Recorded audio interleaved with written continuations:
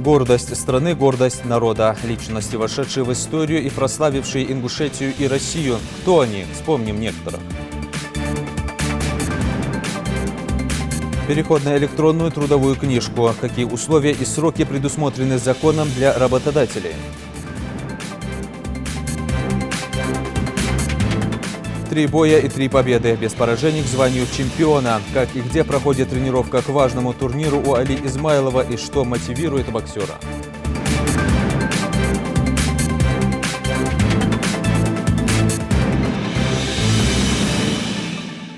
На телеканале «Ингушетия. Новости 24». Здравствуйте. 8706 новых случаев заболевания коронавирусом выявлено в России за сутки. Всего болеют 520 129 человек, 274 641 выздоровел, 6 829 человек скончались. По данным Республиканского оперативного штаба, в Ингушетии за сутки выявили 40 новых случаев заражения. Заболевших за весь период 2550, умерших 63 человека, выздоровели 2113. Накануне в постпредство Ингушетии поступила информация о том, что среди пассажиров рейса МС-729 Каир-Москва, приземлившегося в аэропорту Домодедово 10 июня, есть пассажиры из Республики Ингушетия, студенты вузов города Каир, которые в дальнейшем были доставлены в дом отдыха Ершова Московской области для соблюдения режима самоизоляции. Постпред Алаудин Боков поручил сотрудникам отдела национальной политики и общественных связей решить вопрос о получении разрешения от Министерства цифрового развития, связи и массовых коммуникаций Российской Федерации вывести наших земляков и доставить домой в республику. В кратчайшие сроки, благодаря оперативности наших сотрудников, вопрос с разрешением и перевозкой был решен. Всех 26 пассажиров, среди которых были дети и женщины, посадили на автобус до Ингушетии. И по постановлению Роспотребнадзора все они будут находиться в режиме самоизоляции по месту жительства. С наступлением жаркого периода жители Ингушетии вновь столкнулись с проблемами водоснабжения в некоторых населенных пунктах. Совсем нет питьевой воды. Водные процедуры, стирка и полив огорода стали настоящей роскошью.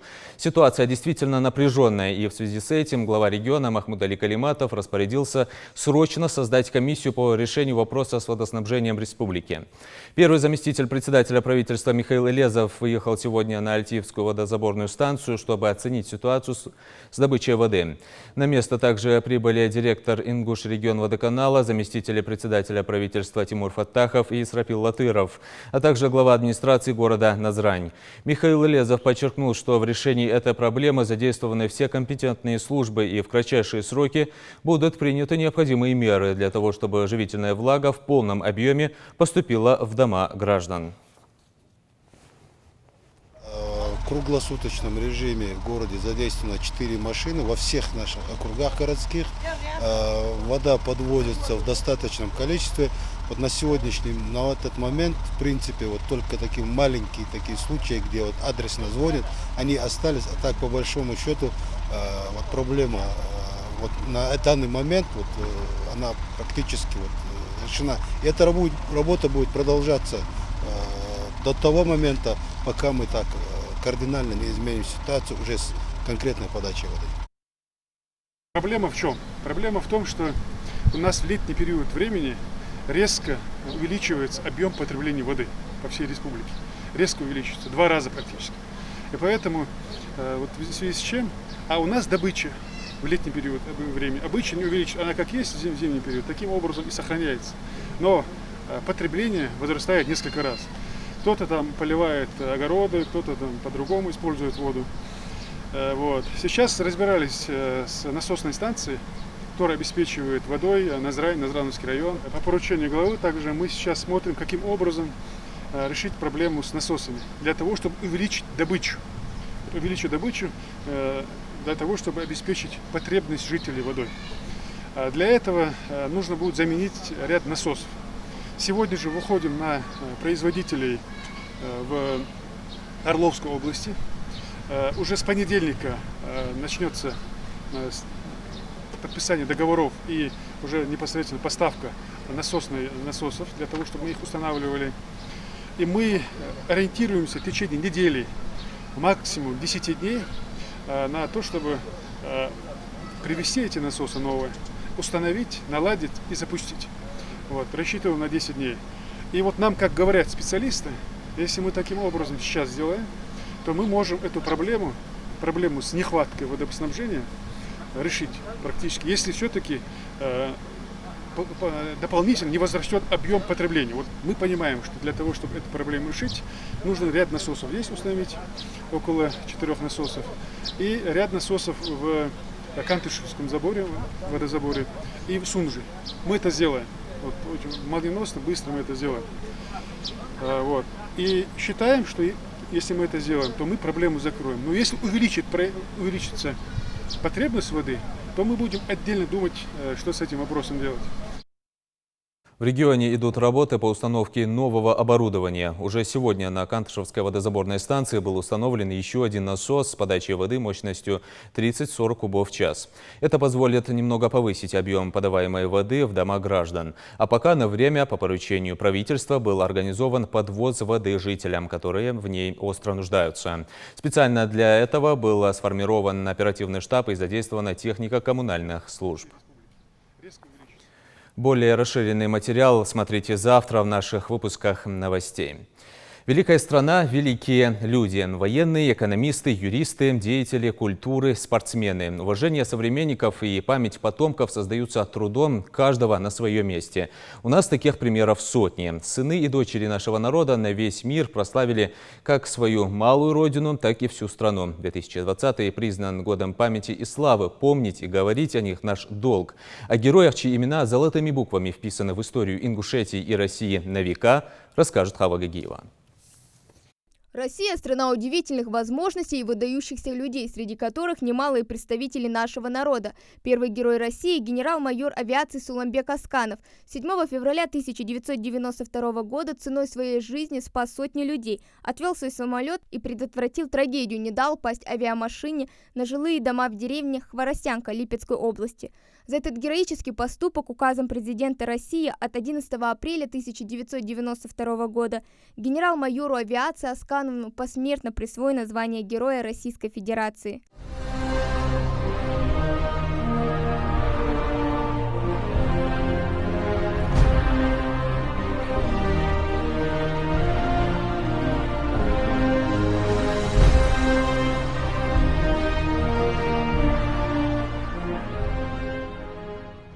Раз уж начал, побеждай. Эти слова словно олицетворяют жизненный путь наших спортсменов, таких как Назир Манкиев, Мовсар Евлоев и, конечно же, Хусейн и Хасан Халмурзаевы. Хасан – чемпион Европы среди юниоров, чемпион России 2014 года. После искрометной победы на Олимпиаде 2016 ему даже посвятили песню. Халмурзаев Хасан подбил борцов из разных стран. Ты молодой и с бородой, бороться без толку с тобой. Российская Федерация имеет красочную биографию, которая писалась в течение многих веков. Экологи, юристы, экономисты и деятели культуры.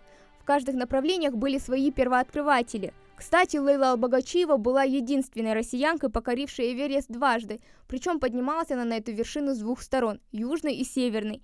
А эти уникальные кадры с ее первого восхождения. Я спустилась с западной вершины и поднимаюсь на восточную вершину. 12 июня, в День России, президент Владимир Путин вручает госпремии за выдающиеся достижения перед государством и народом. В 2015 году этим званием наградили и нашу соотечественницу, заслуженного работника сельского хозяйства Российской Федерации Марем Богатыреву. Все это награды. Это же мой пот, моя работа. Как вам сказать? Не вся жизнь. Убежден, что где бы человек ни родился и где бы он ни жил, где бы ни работал, у станка, растил хлеб, воспитывал молодых людей, он может достичь выдающихся результатов в России. Главное – упорно работать, любить свое дело, ставить высокие цели и добиваться их достижения. И всегда помнить, что наша жизнь неотделима от судьбы России, что труд, успех, талант каждого человека необходимы стране.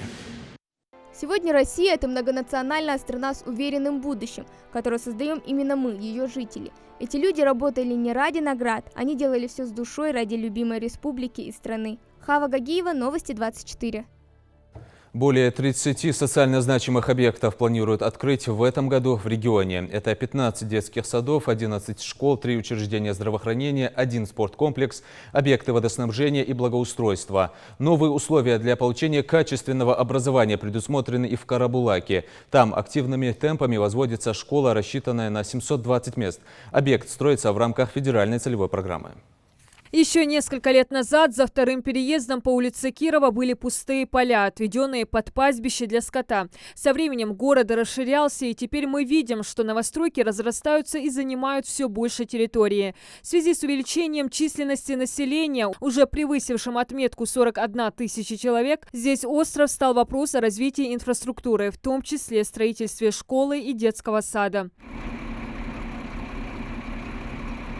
150 рабочих и более 10 единиц строительной техники задействовано при возведении здания площадью 4000 квадратных метров. Строители поделены на отдельные бригады. Большая их часть заняты внутренней отделкой. Одна из таких бригад под начальством Адама Гагиева штукатурит стены. Объем у нас там примерно 2,5 тысячи объем. За месяц мы постараемся. За год здесь залили фундамент, возвели стены и провели все необходимые коммуникации. Рабочие заняты в основном интерьером и экстерьером здания. По коробке уже можно представить масштаб будущей школы. Строится она с соблюдением всех норм и правил. Основная конструкция, бетон и арматура, прослужит как минимум полвека. Высота одного этажа превышает отметку в 3,5 метра. Несмотря на эпидситуацию, объект обещают сдать в срок. Во время карантина, так сказать, процентов на 40 затормозилась работа. Просто люди сами некоторые не хотели. Здесь мы не настаивали, чтобы люди работали, пока сами не проявят инициативу. Электрика закончена, в принципе, там осталось несколько процентов, имеется в виду кабинетов пару. И вентиляцией занимаемся, благоустройством зданий, коммуникациями, прокладываем уже канализацию, вот вы видите, и начали раскапывать теплотрассу. Общая площадь территории школы 13 тысяч квадратных метров. 3 этажа разделены на 5 блоков деформационными швами. Также имеется и цокольный этаж, где находятся основные распределители коммуникаций по всему зданию. В новой школе предусмотрят пандусы, лифты и санузлы для детей с ограниченными возможностями. Плюс ко всему, рабочим предстоит еще благоустроить территорию в 2 гектара. Бюджет строительства составляет 485 миллионов рублей, половина из которых уже освоены. Вот у вас мы видим здание само. Вот это вот то, что вот показано, это детские игровые площадки. 3 площадки наверху и 2 площадки внизу. То есть там будут устанавливаться городки, гимнастические снарядные турники, эти вот вещи. Внизу, чуть ниже, у нас следующий уровень, он опускается на 2,5 метра. У нас футбольное поле, баскетбольная, волейбольная и беговая дорожка. У нас вот по благоустройству больше 200 саженцев насаждений деревьев. То есть там часть фруктовые, ель, липа, клен астролистный и кустарники. Вот здесь вот перед зданием у нас получается стоянка для автомобилей, то есть чтобы могли детей привозить и возить. 720 мест, 40 кабинетов, дополнительные залы для кружков и лабиринт учебных блоков. Школу строят по федеральной целевой программе. Это первое масштабное образовательное учреждение в городе, что облегчит нагрузку на вторую школу и гимназию. Рядом с учреждением уже на стадии завершения новый детский сад. Это еще одна отрада для родителей, которые смогут занять своих малышей. После завершения основных строительных работ к этим социальным объектам обеспечат доступный подъезд. Диана Дударова, Адам Гулоев, Адам Далаков, Новости 24. У работодателей осталось менее месяца на то, чтобы проинформировать работников о возможности перехода на электронную трудовую книжку. Согласно принятому в конце прошлого года закону о внесении изменений в Трудовой кодекс Российской Федерации в части формирования сведений о трудовой деятельности в электронном виде, каждый работник до 31 декабря текущего года включительно обязан сделать выбор относительно того, будет ли работодатель продолжать вести его бумажную трудовую книжку или электронную. Для этого работник должен подать работодателю соответствующее заявление. В свою очередь, на работодателе лежит обязанность в письменной форме проинформировать об этом работников. Сделать это нужно до 30 июня включительно. Таким образом, у работодателей, которые еще не выполнили данные требования закона, осталось на это чуть более полмесяца. Однако в связи с введенными в стране ограничениями из-за коронавируса в экспертном сообществе активно обсуждается возможность переноса указанного срока. Режим самоизоляции, можно сказать, уже завершен, и теперь самое время пожинать его плоды. Помимо долгого отдыха с пометкой «Сохраню здоровье», многие извлекли пользу из карантина и провели эти несколько месяцев весело и с пользой. Кто-то увлекся спортом и танцами, другие же стали вышивать, а некоторые подались в садоводы. К примеру, в Сунже был объявлен онлайн-конкурс в номинации «Лучшая грядка». О победителях и призерах следующий сюжет. Со всей семьей и с хорошим настроением на праздничное мероприятие пришла семья Мадины Хашагульговой. Однако, кроме приятного времяпровождения, здесь ее ждал набор садовода. Призы участия в онлайн-конкурсе администрации города Сунжа в номинации «Лучшая грядка». Мне понравилась сама идея проведения конкурса, что мэрия решила вовлечь таким образом население города Сунжа. Вот посредством таких конкурсов люди объединяются по каким-то интересам, чувствуют свою сопричастность к событиям, происходящим в городе. И все это делает немножко лучше нашу жизнь.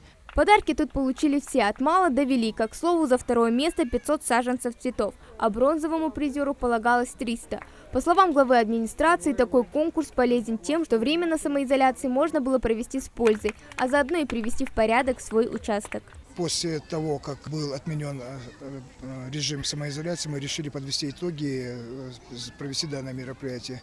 А также сегодня мы проводим тоже такую акцию. У нас 1 июня был День защиты детей. Ранее у нас были приобретены такие подарки для детей, развивающие игры. Сегодня тоже мы будем отмечать детей-сирот, детей из малоимущих семей. На мероприятии было важно соблюдать масочный режим и дистанцию в 1,5–2 метра, а приятным бонусом стало сладкие соки и мороженое. Впрочем, временные меры только в радость, если можно погулять на свежем воздухе, считает Табарик Цурова. На праздник она пришла также со своей семьей, но об онлайн-конкурсе не знала. Позже внучка признала, что без ведома сфотографировала ее огород, подала заявку на конкурс. И вот теперь бабушка также удостоилась награды. Я даже и не узнала, мне сегодня внучка позвонила и говорит: бабуля, так и так, мы должны идти туда. Я говорю, как? Да, говорит, так. Ну, я говорю, давайте. Отдохнем, пришли всей семьей. И вот весь суть дела. Вот как вам сам парк? Очень нравится, очень. Я сегодня, правда, первый раз, но мне очень понравилось. В общем, праздник отмечен, да и все правила защиты соблюдены. И пусть этот день станет приятным началом для безопасных летних гуляний. Хава Гагиева, Асхаб Белокиев, Новости 24.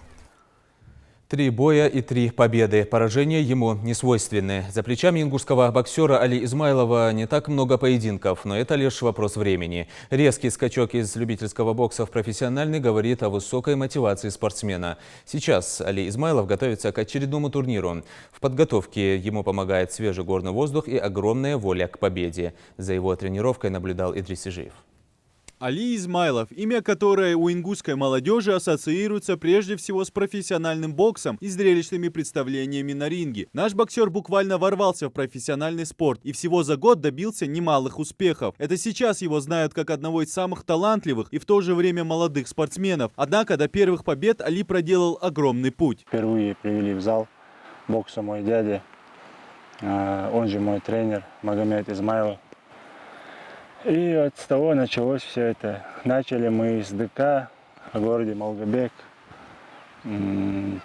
Я так ходил, чисто подурачиться, мешок побить, посмотреть на взрослых, на спарринге. У нас в зале были очень много хороших боксеров, мастеров спорта, призеров, чемпионов России и молодежных Олимпийских игр. И вот, смотря на них, мы начали потихонечку расти. Бойцовский дух и воля к победе – так его охарактеризовали эксперты после победы на чемпионате СКФО. Уроженец Малгобека по меркам боксерского спорта начал профессионально подготавливаться к поединкам довольно поздно. Как правило, в 16 лет большинство боксеров уже имеют за плечами весомую базу. Однако Али проделал огромную работу за короткий срок, и уже в 2019-м Измайлов дебютировал в профи. Как признался Али, разница между профессиональным и любительским уровнем небольшая. Сложность в плане подготовки. была. Это я понял во время третьего боя сейчас, когда у меня был 8-раундовый бой. Ну, более длительная подготовка, 6-7 недель, более тяжелая нагрузка, кардионагрузка. А так, в целом, разница небольшая. Если не считать, то перчатки, силы удара разные, раунды другие. Техника бойца неординарная. Для веса 80 килограмм Али очень вынослив и быстр, а врожденная физическая мощь придает его быстрым джебам нокаутирующую силу. Хорошая кардио и реакция – результат изнурительных тренировок, большая часть из которых проходит в горах на большой высоте.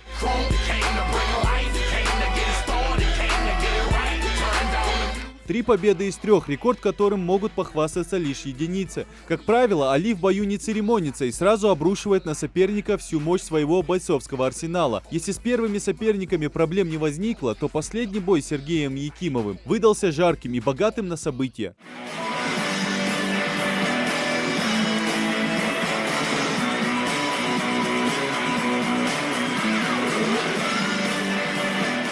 После 8 напряженных раундов Али вырвал победу единогласным решением судей. Тот бой обсуждала, пожалуй, вся Россия. Ведь именно такие зрелищные бои и делают неокрепшего проспекта профессионала, способного на чемпионский титул.